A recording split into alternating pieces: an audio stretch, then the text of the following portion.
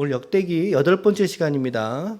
역대기 역사관의 은혜라고 하는 제목으로 오늘 주신 말씀 함께 나누겠는데요. 이제 역대기의 8장과 9장까지 9장까지가 솔로몬이 이제 등장하는 장입니다. 9장 마지막 장면은 솔로몬이 죽는 장면이에요. 이제 9장에서 끝나거든요. 이제 8장과 9장은 솔로몬의 남은 치적을 찬양하는 데에 초점을 맞추고 있습니다. 제가 지금 그 찬양이라는 표현을 지금 잠깐 썼는데, 솔로몬의 남은 치적을 찬양하는데 역대기의 역사가, 역대기 사가라고 표현한다면 역대기 사가가 초점을 두고 지금 성경을, 역사를 기술해 가고 있다라는 거예요. 1절 말씀 보세요. 8장 1절에 보니까 솔로몬이 20년 동안 성전과 궁궐 짓는 일을 마쳤다라고 말하고 있습니다. 어제 말씀드린 대로 솔로몬의 40년 치적 중에서 전반기 20년은 대략 이렇게 성전을 짓는, 그리고 궁궐을 짓는, 이것을 조금 정치적으로 표현한다면 왕권 강화의 의도가 분명히 있을 거예요. 그 당시에 자신의 왕권 강화와, 이것을 이제 제가 언젠가 카리스마의 일상화라고 하는 단어로 좀 표현해 드린 적이 있었죠. 카리스마의 일상화의 작업을 이 전반기 20년 동안에 왕위에 있을 때 그가 이런 작업들을 거쳤다라고 생각을 합니다. 그래서 하나님의 성전도 짓고 또 궁궐도 화려하고 웅장하게, 하나님의 성전보다 2배 이상 큰 규모로, 물론 어느 정도 납득은 돼요. 훨씬 더 상주하는 인원이 많을 거잖아요. 그러니까 당연히 더 크게 지었을 수밖에 없겠죠. 이렇게 웅장하게 짓게 된 것이죠. 2절 말씀에 보니까 여러분 2절을 잘 읽어보세요. 후람이 솔로몬에게 어떻게 준 성읍이라 그래요? 그렇죠. 되돌려준 성읍에 솔로몬이 그 성읍을 건축했다라고 나옵니다. 그리고 그곳에 이스라엘을 어떻게 하는 공로가 있어요? 그곳에 정착시켰죠. 그러니까 후람이 솔로몬에게 되돌려준 성읍들이 있어요. 여러분, 되돌려준 성읍이라고 표현한다면 그러니까 어떤 말이에요? 앞서서 솔로몬에게 받았다는 뜻입니다. 솔로몬에게 받았다는 뜻입니다. 그도 그럴 것이, 이 오늘 역대하 8장하고 평행한 본문이 똑같은 동일한 내용이 열왕기서에 보면 나오는데, 거기에 이제 후람이 솔로몬에게 성전 건축에 대한 공이 있잖아요. 특별히 나무를 갖다가 조공하고 바친 대가로 솔로몬에게 성읍 20개를 받습니다. 성읍 20개를 받는 장면이 나오는데, 그런데 그 땅이 못 쓸 땅이라고 그랬어요. 그래서 히람이 보고 이제 삐졌어요. 막 이게, 몹쓸 땅을 줬어. 그래서 그 땅의 이름을 가불. 보통 우리는 가불 그러면은 이제 미리 땡겨 받는 걸 말하는데, 하여튼 뭐 가불 땅이다라고 이름을 붙이게 됩니다. 그래서 열왕기서에는 성읍을 받았다는 기록이 있고 돌려줬다는 기록은 없어요. 근데 역대기에서는 받았다는 기록은 없고 돌려줬다는 기록만 지금 있는 거예요. 그러니까 이 대목을 서로 이렇게 비교해서 교차적으로 읽지 않으면 이 문맥을 우리가 지금 온전히 알 수가 없는 거죠. 지금 이 성읍이 그 성읍인지는 정확하진 않아요. 왜냐하면 그렇게 성경이 기록되어 있지는 않으니까. 그런데 이 서로의 문맥을 대조해 보면 되돌려줬다고 하잖아요. 되돌려줬다. 받은 것 다시 줬다, 이 말입니다. 반납했다는 것입니다. 그러니까 분명히 히람은 그 땅을 쓸모없는 땅이라고 얘기해서 이름을 가불이라 했는데, 근데 그 쓸모없는 땅이 솔로몬에게 다시 오니까 어떻게 된다는 거예요? 쓸모있는 땅으로 바뀌었다는 것을 역대기 사가는 이야기를 하고 있는 거죠. 지금 이해가 되시죠? 그러면서 3절부터 6절까지 말씀해 보니까 3절부터 6절까지는 제 성경책에도 동그라미 돼 있어요. 한 단락, 한 문단이란 얘기예요. 솔로몬이 이제 이스라엘 경내에 여러 지역을 전략적으로 건축하게 됩니다. 또 이제 땅을 넓히기도 하고, 일일이 장소를 소개하기가 좀 불편합니다만 이스라엘의 요점마다 효과적인 건축을 하게 되었다라고 하는 이야기를 하는 거예요. 지금 역대기 사가는. 중요한 것은 6절 B를 보세요. 6절 B에 보니까 건축하고자 하던 것을 시작 다 건축하니라. 보이세요? 6절 맨 마지막 절에 보니까 온 땅에 건축하고자 하던 것을 어떻게 했다고요? 다 건축했다라고 말합니다. 솔로몬이 의도하는 대로, 솔로몬의 바람대로 모든 건축들이 다 완공되어졌다라고 이야기를 한다는 거죠. 그렇게 지금 솔로몬을 평가하고 있는 것이고, 7절부터 10절까지의 내용은 어떤 내용이겠어요? 7절부터 10절까지도 저도 이렇게 성경책에 동그라미 돼 있어요. 한 문단이다 그 말이에요. 이건 뭐냐면 이제 이스라엘에 남아있던 이방인들이 그러면 어떤 일을 했는가 라고 하는 걸 보여주는데, 그리고 11절 말씀, 11절 한 절도 역시 동그라미 하나로 돼 있죠. 11절은 바로의 딸이 이제 솔로몬에게 정략 결혼이죠. 정치적 결혼을 했습니다. 근데 그 여인을 위해서 왕궁을 따로 지어주는 장면을 기록하고 있어요. 야, 어떻게 여인을 위해서 왕국을 따로 지어줘요? 이때는 스케일이 이 정도 됐나 봐요. 이스라엘 경내에 있던 이방인들이 누구라고 말하고 있죠?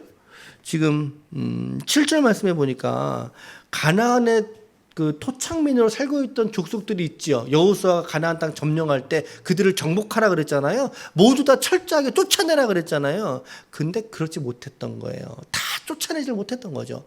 그래서 7족속 중에서 가나안 족속과 기르가스 족속, 이 두 족속을 제외한 5족속이 여전히 그 땅 속에서 생명을 부지한 채로 이제 쫓겨나지 않고 명맥을 유지하고 있었다라는 것을 보여주는 장면입니다. 이 장면이 어떻게 보면 하나님의 명령을 완벽하게 실행한 것은 아닌 모양새지요. 그러나 이제는 그들이 대부분 이스라엘 안에서 이제 노예로 부려지거나 역군으로 이제 부려지게 되는 그런 처지로 그들이 전락하게 되었다라고 하는 그런 것들을 좀 말해주고 있습니다. 오히려 이스라엘 사람들은 어떻게 직위를 받았습니까? 군사와 지휘관이 되었다라고 말하고, 공장을 감독하는 감독들은 몇 명이요? 250명이라고 얘기하고 있어요. 사실 평행한 본문인 열왕기서에 가보면 훨씬 더 많은 사람들을 얘기하는데, 역대기에서는 그러한 사람들을 다 누락시키고 있어요. 지금 누락시키고 있는 이유가 있어요, 여러분. 왜 누락시킬까요? 섬기는 인원이 적으면 적을수록 솔로몬의 공이 상대적으로 어떻게 되기 때문에? 그렇죠. 늘어나기 때문에, 높아지기 때문인 거예요. 11절이 좀 독특하죠. 11절. 우리 11절은 같이 한번 읽어볼게요. 11절 시작. 솔로몬이 바로의 딸을 데리고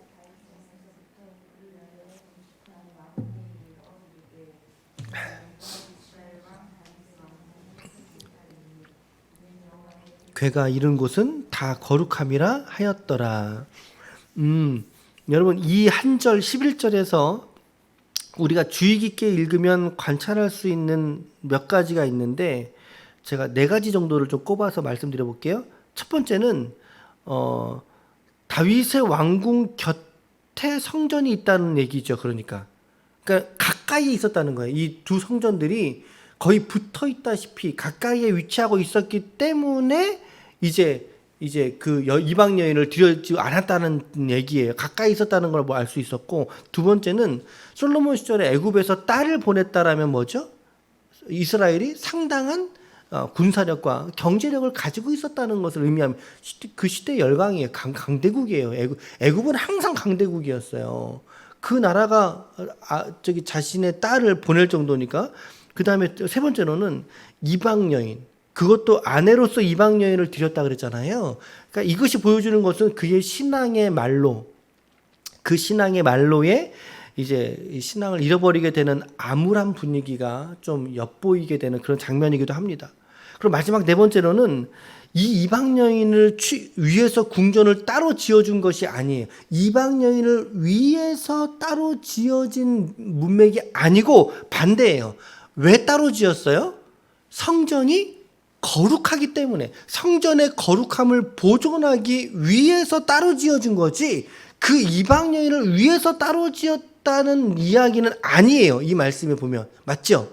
제가 말씀드린 이 4번째 이야기는 열왕기서에서는 말하고 있지 않은 내용이에요.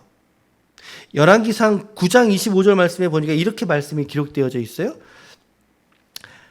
바로의 딸이 다윗성에서부터 올라와 솔로몬이 그를 위하여 건축한 곳에 이를 때에 솔로몬이 밀로를 건축하였더라.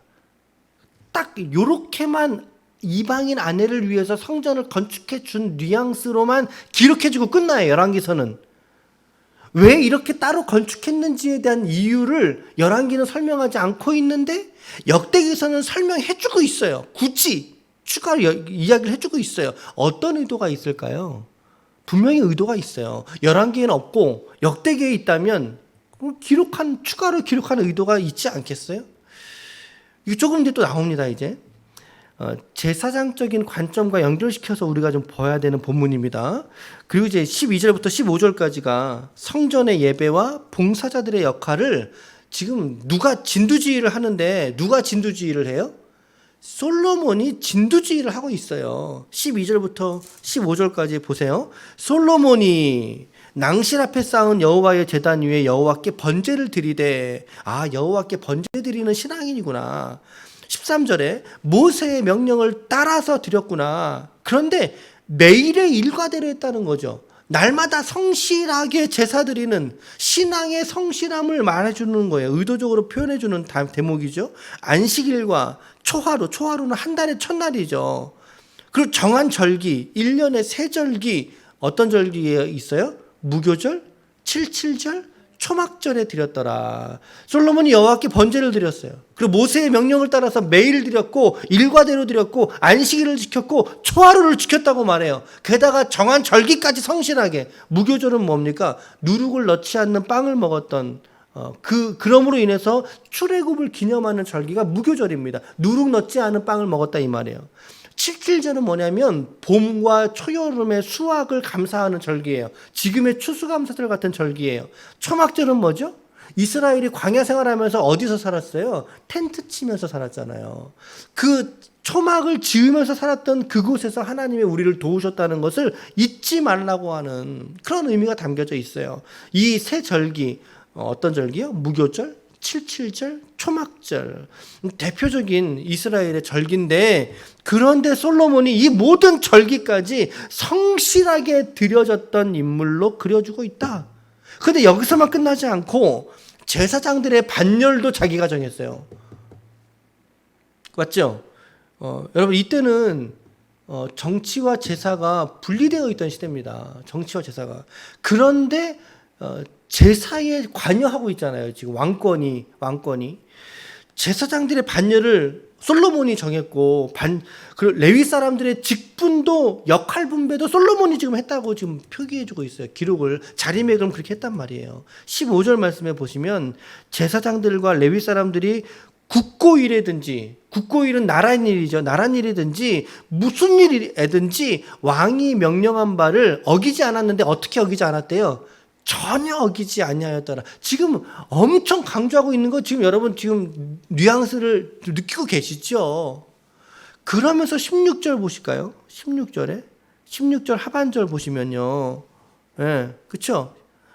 모든 것을 완비하였으므로 여호와의 전 공사가 결점 없이 끝나니라.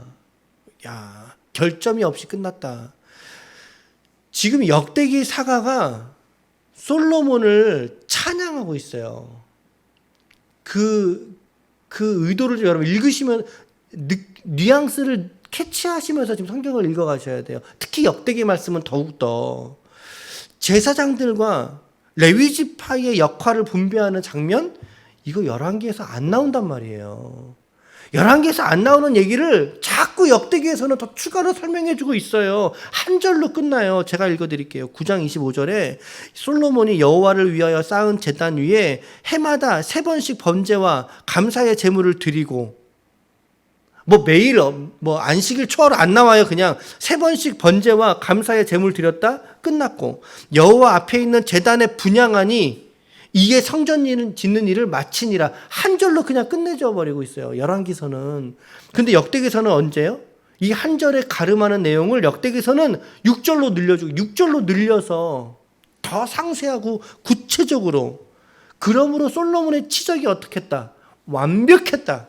결점 없이 완벽했다라는 것을 드러내고 싶은 그런 의중들이 읽혀지더라 이겁니다.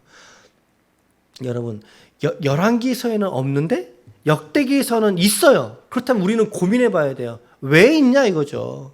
의도가 있다.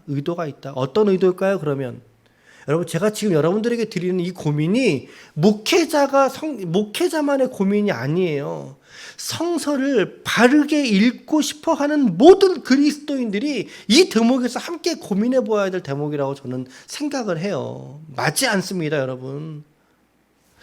다시 지난 월요일 새벽 예배를 여러분 한번 떠올려 보세요. 제가 주일날도 한번 좀 들어보시라고 했던 이야기 한번 다시 해볼게요. 성경의 역사서는 크게 두 가지의 역사관을 가지고 기록이 되었다라고 말씀을 드렸습니다. 첫 번째는 어떤 역사관이죠?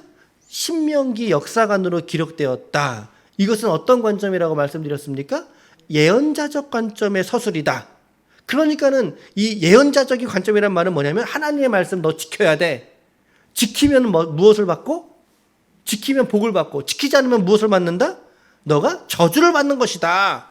대표적으로 신명기 역사관으로 기록된 역사서는 신명기서라든가 열왕기서 같은 이러한 서술들은요, 전형적인 신명기 역사관의 서술이에요. 권선징악이죠. 하나님 말씀 지키면 복 받고 지키지 않으면 저주를 받을 거야. 언젠가 제가 여러분 신도봉 교회에서 설교할 때 신명기 역사관으로 해석되지 않는 내 인생이라고 하는 제목으로 설교한 게 기억 안 나시죠? 기억 안 나시죠? 저는 아주 뼈저리게 기억이 나는데 그게 아마 주일날 설교였을 거예요. 신명기, 근데 이 역사관으로 우리 인생은 설명이 안 돼요. 왜냐하면 지금도 하나님의 말씀을 지키지 않으면서도 어떻게 살아가는 사람들이 많아요. 잘 살아가는 사람은 너무나 많아요. 그러니까 이 역사관으로 내 인생이 설명 안 된단 말이에요. 이게 신명기 역사관의 특징이에요. 근데 이와는 좀 다르게 같은 역사의 사건을 다른 시간 속에서 본 거예요. 다른 시간 속에서 본 관점이 하나 더 있는데 그게 바로 역대기 역사관이라는 역사관이 있어요. 아주 독특한 역사관이죠. 이것은 어떤 관점이다라고 말씀드렸습니까? 제사장적인 관점이다라고 말씀을 드렸어요. 이 역대기 역사관의 특징이 뭐냐면 이 역대기 역사관으로 지어진 성경의 1차 독자, 그 성경을 처음 접해서 읽은 독자가 누구냐면 바로 바벨론 포로에서 돌아온 이스라엘 민족이 첫 번째 독자라는 거예요. 첫 번째 독자. 여러분, 그러니까 그들에게 필요한 것은요, 권선징악일까요? 그냥 여러분 잘 생각해 보세요. 그들에게 필요한 게 권선징악의 논리가 그들에게 필요할까요? 아니라고요. 이미 맞았어요. 이미 호되게 맞았어요. 이미 심하게 맞아가지고 이미 다 만신창이가 돼서 너덜너덜해진 그 모습을 가지고 자기 나라로 겨우 돌아온 사람들이에요. 그런 사람들에게 필요한 것은 신명기 역사관의 정죄가 아니라는 거죠. 새로운 역사의식이 그들에게 필요했다라는, 새로운 역사의식이 필요하는데 그것이 바로 창조의 하나님에 대한 고백부터 시작하자는 거죠. 그래서 역대상은 시작되는 첫 인물이 노아부터 시작하는, 아니, 노아가 아니죠. 뭐죠? 아담으로부터 시작을 한다 그 말이에요. 그리고 그분과 맺은 언약, 다윗 언약이 핵심이겠죠. 그 다윗 언약의 확고 불변한 재확신이 그들에게 필요했다라는 거죠. 그들이 어떤 그들이라고요? 포로에서 돌아온 그들에게 다시 한번 하나님과의 언약이 여전히 너희들에게 유효하다. 너희들에게 다윗의 그 언약이 여전히 너희들에게 유효하다라고 하는 것을 불어넣어주기 위해서 이미 맞아서 온 사람들에게 이 열왕기서에서 보았던 이스라엘의 역사는 결코 위로가 되지 못해요. 왜 위로가 되지 못해요? 다윗 보세요. 다윗 어떤 인간이죠? 밧세바를 범한 인간입니다. 그럼 솔로몬은 어떤 인간이죠? 말년에 배도한 인생입니다. 오호라. 그래서 솔로몬의 이 역대기 역사가는 이러한 다윗과 솔로몬으로 이어지는 통일 왕국의 초대 왕의 이 두 인물에 대한, 특별히 이 두 인물에 대한 부정적인 이야기는 싹 다 지워버립니다. 언급조차 하지 않죠. 이 두 인물을 아주 초인적인 차원에서 이 두 인물을 지켜 올려주고 있어요. 지켜 올려주고 기록을 하고 있어요. 그렇기 때문에 역대기에서는 다윗의 허물, 솔로몬의 허물 찾아낼 수가 없습니다. 도무지 발견될 수가 없어요. 오늘 성경 보세요. 지금 제가 똑같은 얘기 계속 하는 거죠. 오늘 솔로몬의 이 치적을 여러분 한번 보시라고요. 가히 손색 없이 완벽한 모습으로 그려주고 있지 않느냐라는 거죠. 맞죠? 맞죠? 전부 다 손색 없이 왕권이든 제사장에서든 영적인 것이든 어떤 것은 전혀 부족함이 없는 모습으로 그려주고 있잖아요. 우리는 다 아는데. 어떻습니까? 여러분 좀 배가 아프지는 않으신가요? 그런데 이런 역대기 역사가처럼 이러한 관점과 이해가 있기에 여러분 오늘의 저와 여러분들이 오늘의 내가 있다는 사실을 잊지 마시길 바랍니다. 역대기 역사가의 위로와 소망이 있기에 오늘 저와 여러분들이 이 자리에 오늘 있을 수 있다는 걸 잊지 마십시오. 생각해 보세요. 여러분과 저의 삶이 과연 신명기 역사관으로 그 예언자적 관점을 가지고 보았을 때 우리 중에 그 누가 그 역사의 의식 속에 예언자적인 말씀 앞에 누가 서 있을 수 있는 사람이 몇 사람이나 있을까요? 아니라는 거죠. 이스라엘의 역사를 은혜와 위로의 관점으로 보았던 역대기 역사가의 관점으로 나의 연약한 모습을 보았을 때 여러분 우리에게도 동일한 위로와 동일한 은혜를 우리가 누릴 수 있다는 것을 여러분 믿으시기를 축복합니다. 역대기 역사가의 기록은 역대상하, 에스라, 느헤미야, 그렇죠? 이와 같은 성경들을 말하는데 이 말씀들 여러분 잘 읽고 잘 읽어보십시오. 에스라를 읽어보시고 느헤미야를 읽어보시라고요. 그 안에 얼마나 위로가 많은지 몰라요. 얼마나 소망이 많은지 몰라요. 무너졌던 그 나라 그 백성에게 하나님을 주신 위로가 찰찰 흐르고 있다라고요. 오늘 우리들에게도 오늘 주시는 그 소망들이 이 성경 안에 빼곡하게 기록되어져 있다는 것을 여러분 믿으시기를 축복합니다. 오늘도 이 하나님의 위로의 말씀들이 우리에게 오늘 있기에 오늘 저와 여러분들이 살아갈 수 있다고 생각합니다. 우리가 흠이 많고 연약하죠. 때로는 더러울지라도 나를 위해서 자기 목숨을 내어주신 그 하나님의 사랑과 예수 그리스도의 은혜와 성령의 감동이 오늘 우리 가운데 있기 때문에 오늘 우리가 숨을 쉬고 오늘을 이 믿음과 신앙에서 살아낼 수 있게 되더라 이것입니다. 이것이 바로 역대기 역사가 우리에게 주는 은혜와 소망이라는 거죠. 이 위로와 소망을 오늘도 붙드시는 하루가 될 수 있기를 축복합니다. 아무쪼록 오늘도 우리에게 조건 없는 은혜로 우리의 삶을 바라보시는 하나님의 시선을 우리가 외면하지 말고 오늘도 하나님과 신실하게 동행하심으로 말미암아 오늘 우리에게 주신 이 한날을 믿음으로 살아내시는 하나님의 거룩한 종들이 다 되시기를 예수님의 이름으로 간절히 축원합니다.